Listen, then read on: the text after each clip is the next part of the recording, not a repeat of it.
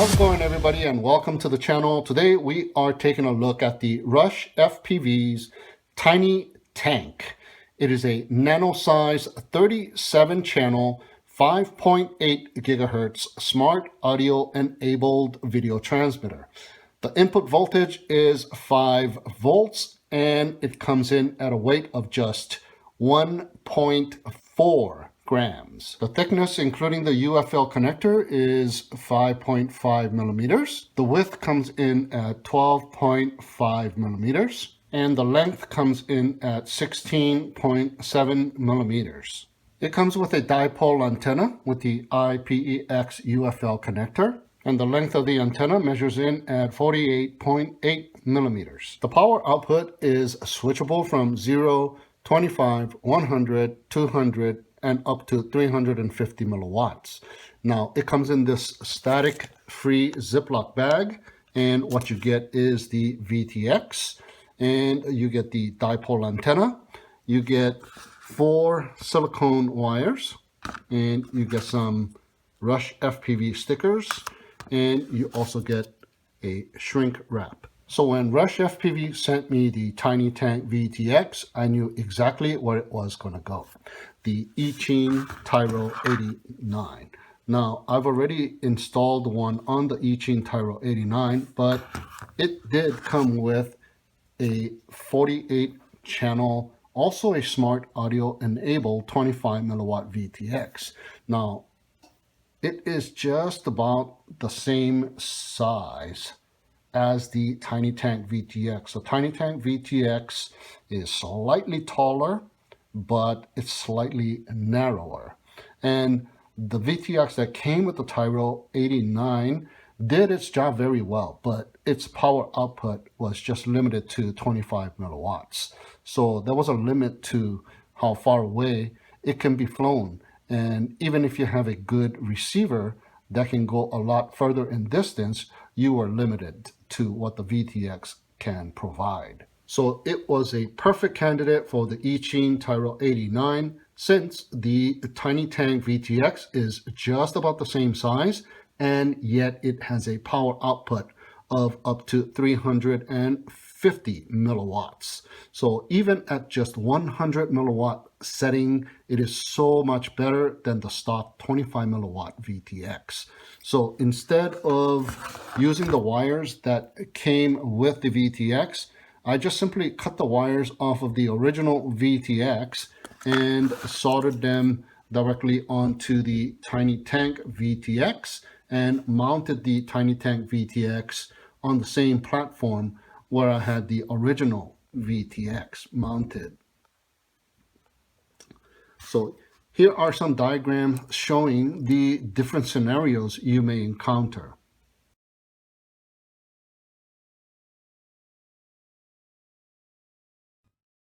So here is a clip of the review video with the original VTX that came with the Tyro 89 heading towards the 150 meter bush. So let's go ahead and listen in on what I had to say. Yeah, the VTX does appear to have a lot of static lines. The XM receiver is doing fine though. So I don't know if you really need an XM Plus. It's a 25 milliwatt 48 channel VTX. So we're getting pretty decent distance, but there is a lot of static to be had. So you don't want to fly this thing too far away from yourself either.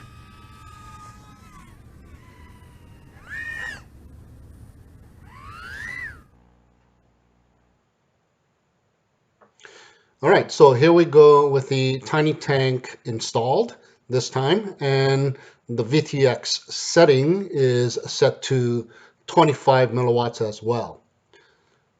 So heading towards the 150 meter bush once again. So basically it should be about the same caliber as with the original VTX since we are at the same 25 milliwatt setting.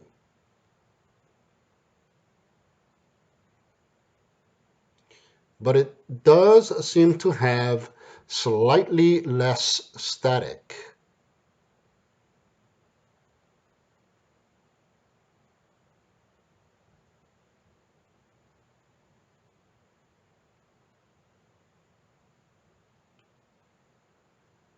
And here I'm actually behind of the car with the car in between myself and the quadcopter. And surprisingly, there is no static. So I'm going to go ahead and bring it in and change the power output setting to the second level, which is 100 milliwatts.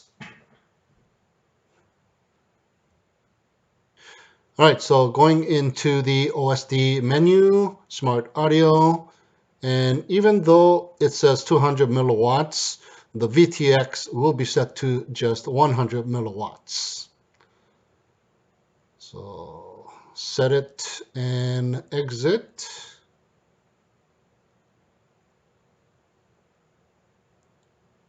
All right, so here we go once again. So as you can see on the OSD, we have F1 and the power output setting is set to the second level, which is 100 milliwatts for this VTX. So let's head on over to the 150 meter bush, and there it is, 200 meter bush, and there it is. So let's head on over a little further. That should be at least about 300 meters or so. And the reception is just outstanding. So we can see a big improvement just with the power output set to just 100 milliwatts. Very nice. No static whatsoever. And here, once again, I take the quadcopter behind of the car, and there is no static to be had at all. So just with the power output setting to 100 milliwatts, we can see a huge improvement here.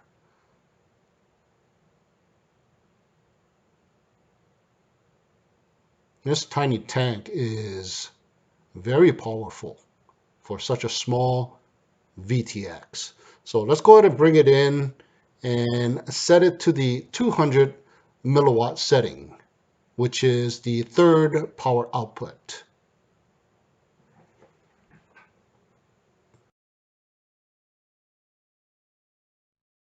Okay, in the OSD menu once again, and next power up says 500 milliwatts, but the VTX will be set to the 200 milliwatt level. Confirm, save and exit. All right, so let's check it out at 200 milliwatts. So as you can see on the OSD, it says F1 power output set to the third level, which is 200 milliwatts. 150 meter bush, 200 meter bush, about 300 meter distance here. And we are just about 350 meters and turning around right around there. So I'm thinking I don't want to go beyond that distance just in case I get a fail-safe situation, and I wouldn't want the Tyro 89 dropping from that high of an altitude. So now I feel like I'm flying a long-range quad instead of the Tyro 89. Yeah, I should put a GPS on this thing. So beautiful day here in paradise. And I think that will just about confirm that the tiny tank is an outstanding VTX. And by upgrading the original 25 milliwatt VTX was well worth it. So if you have a Tyro 89 and want to upgrade the VTX yourself, here is a perfect VTX for you. Now, where should I install the other tiny tank? Maybe the Emax Babyhawk 4 might be a good candidate since it has a lot of static. Mine does anyway. So if you want to check out the Tiny Tank VTX for yourself, the link is provided down below in the video description. I think that will conclude this video of the RushFPV Tiny Tank VTX. I'm going to let the video play itself out, and you're going to see that I change over to the power output of 350 milliwatts, which is the 4th power up setting. So thank you so much for tuning in and watching. Have a great day, and we'll see you again next time.